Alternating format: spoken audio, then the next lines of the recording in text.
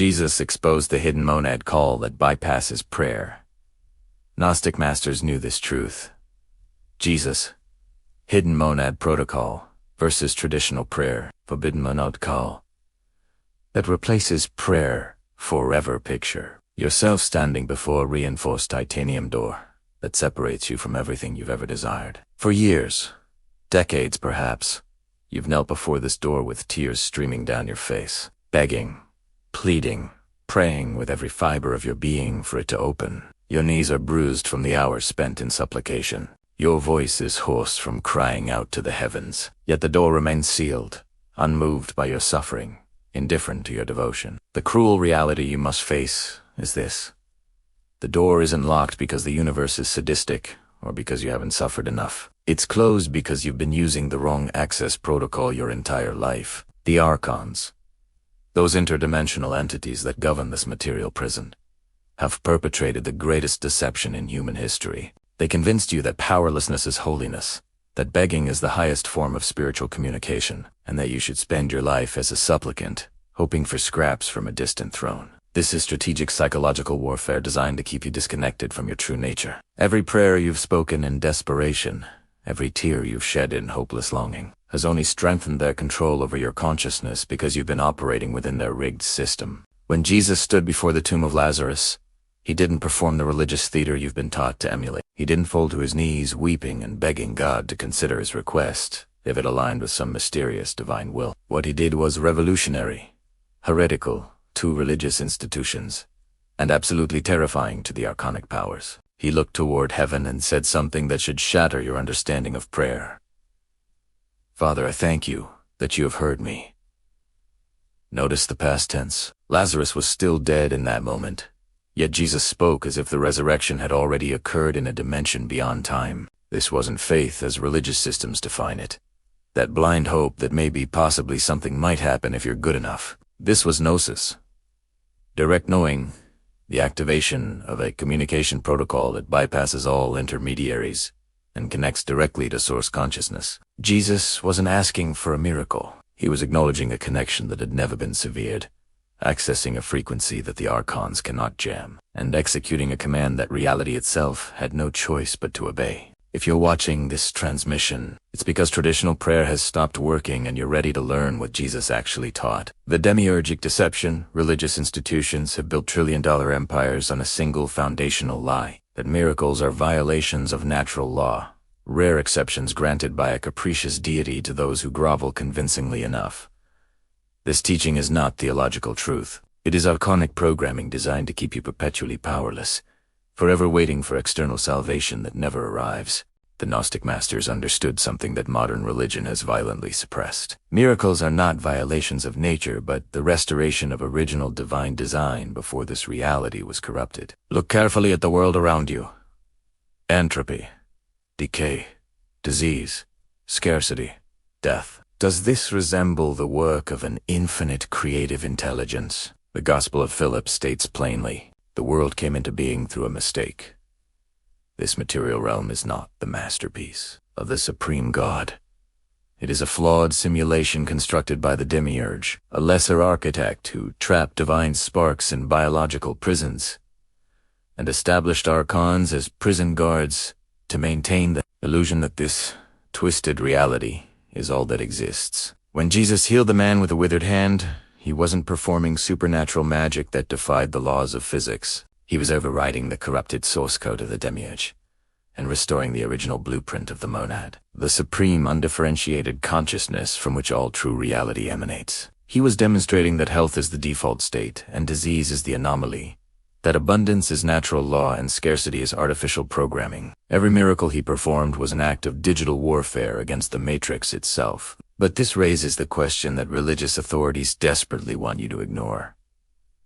If the monad is truly all-powerful and all, why does it respond to some calls and appear to ignore millions of others? Why do some people experience miraculous breakthroughs while others pray their entire lives and die in suffering? The answer isn't about divine favoritism or moral worthiness. It's about signal compatibility and the fundamental difference between two types of consciousness inhabiting this simulation. The Hylics are biological automatons, non-player characters generated entirely by the Matrix code. They have no internal connection to Source because they are products of the Demiurge, not fragments of the monad.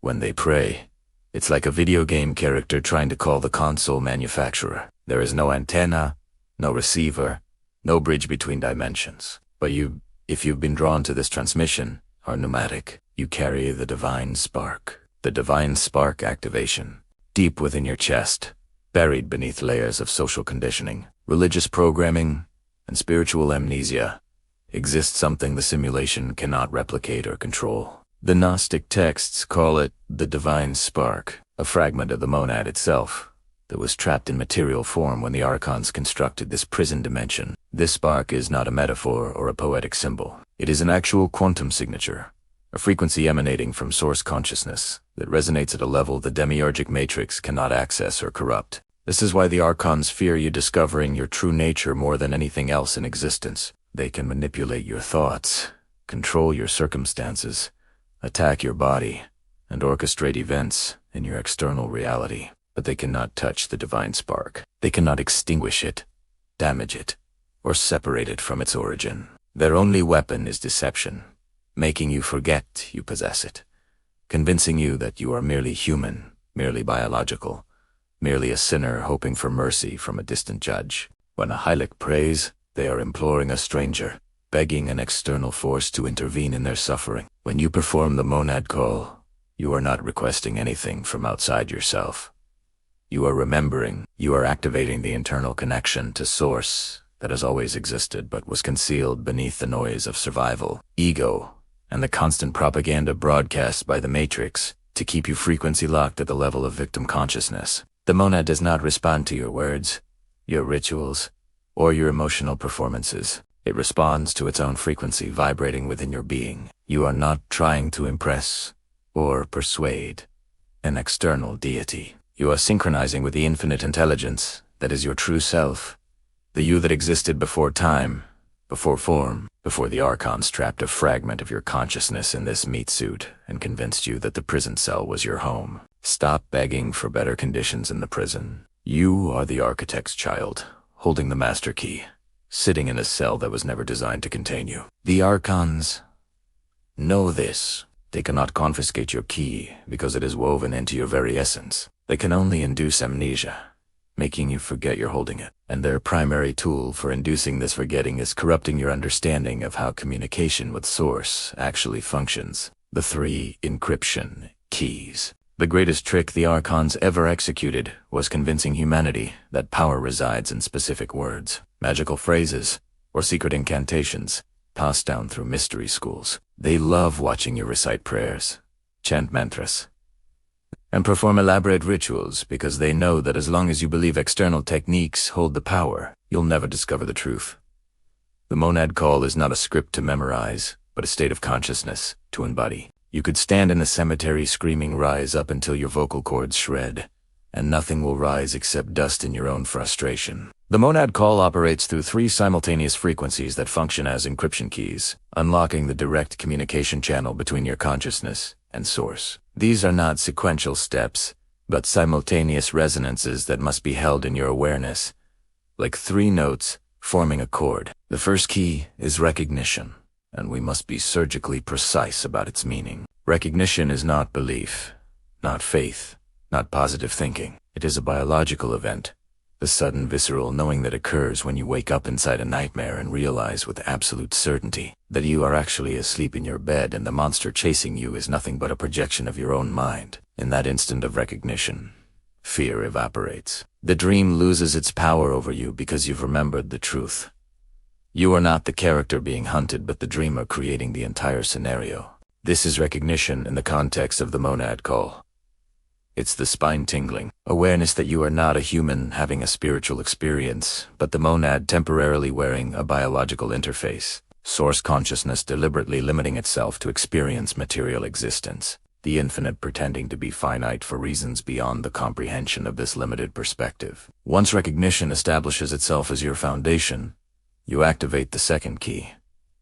Authority. This is where most seekers catastrophically fail. They recognize their divine nature through study, meditation, or psychedelic revelation, but they continue to speak like servants. They say, "Universe, Please show me a sign, or God. If it's your will, grant me this blessing. This is frequency contamination. You're trying to access source consciousness while still vibrating at the level of slave mentality. Jesus did not negotiate with hunger in the wilderness. He did not ask the storm for permission to cease. He did not request Lazarus to consider returning to life. He commanded with absolute authority because he fully embodied the truth that matter vibrates at low frequency in consciousness. Vibrates at the frequency of source. The protocol. Authority is not arrogance or ego inflation. It is P6. You are not a clay pot trying to convince the potter to reshape you. You are the potter's consciousness temporarily inhabiting the clay, remembering that you are not the form but the intelligence that shapes form. The clay has no choice but to yield to the hands that molded it, not through force but through the silent certainty of creative consciousness recognizing itself. This realization unlocks the third and final encryption key. Command. True power is often silent. Command is not about shouting with emotional intensity or performing theatrical displays to convince yourself something is happening. Command S. The precise alignment of your desire with the truth of the monad, collapsing the probability wave into the timeline where the solution already exists as natural law. You are not forcing reality to change through willpower or manifesting techniques. You are selecting which version of reality to inhabit from the infinite possibilities that exist simultaneously in the quantum field. When Jesus stood before Lazarus' tomb, he executed a perfect circuit closure. He acknowledged his origin through recognition, assumed sovereign authority over death itself, and issued the command. The current flowed, entropy temporarily suspended its operation, and the dead man walked. This was not supernatural intervention. It was consciousness overriding corrupted material programming. Most of you are walking through life with a broken circuit, constantly trying to make calls with a disconnected phone, wondering why Source never answers when the problem is you're not even on the line. The primary weapon the Archons deploy to prevent you from completing this circuit is noise. They bombard your mental frequency with constant static. Anxiety about tomorrow, guilt about yesterday, social media dopamine loops, financial pressure, relationship, drama, health concerns, career stress. This is not random chaos. It is intentional interference technology. They understand that if your mind is fragmented and chaotic, your signal is weak and cannot penetrate the barrier between dimensions. To perform the monad call successfully, you must first disconnect from the archonic noise field. This is not about fighting your thoughts, which only amplifies them by feeding them attention, energy. You simply divert your awareness. Visualize yourself standing on a highway with traffic roaring past. Instead of trying to stop the vehicles with your bare hands, you turn around and walk into the forest. The noise continues, but you've removed yourself from its frequency. The resonance chamber. Most humans live their entire lives trapped in the upper floors of their own house, behind their eyes, confined to the cerebral cortex where the archonic programming runs most efficiently. But the monad does not reside in the brain. The brain is merely a biological processor, a computational device for navigating three-dimensional reality. The heart center is the generator, the throne room, the actual location where source consciousness interfaces with your material form. You must physically relocate your awareness. Close your eyes and visualize an elevator inside your spinal column. Step inside.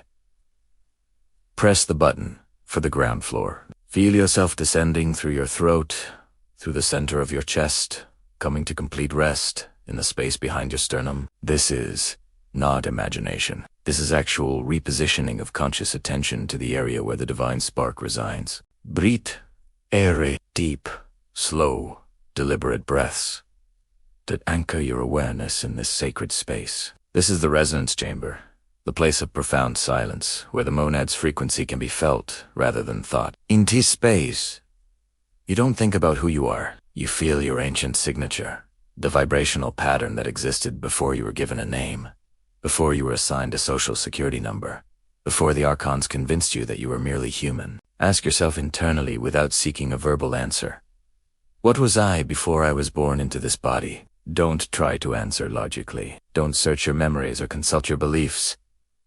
Simply hold the question and wait. Feel what arises in response. It might manifest as a subtle vibration, a sudden sense of vast spaciousness expanding beyond your physical boundaries, or a profound calm that has nothing to do with your external circumstances. That presence that sensation of something ancient and infinite stirring within your chest. That is the monad, recognizing itself through your awareness. When you feel that shift, when the frenetic monkey mind energy is replaced by this golden, heavy, solid presence, you've successfully opened the line. You are no longer a human trying to reach God.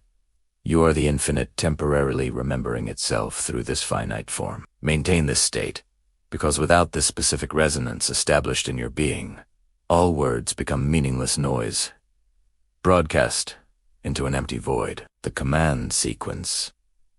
From this place of profound resonance, centered in your heart chamber with the divine spark fully activated, you execute the protocol if possible. Speak aloud. The voice is resonance made audible, and sound is the carrier wave of consciousness through material reality. The monad call is not a request or a plea. It is a status report followed by a directive issued from source to itself. Say these words slowly, feeling each syllable vibrate in your solar plexus.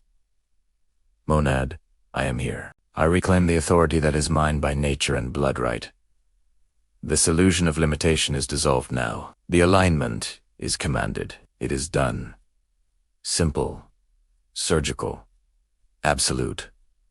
No begging, no bargaining, no emotional manipulation, attempting to convince an external force to care about your suffering. You are simply stating what is true and collapsing reality into alignment with that truth. Then comes the most difficult part, the place where most pneumatics fail.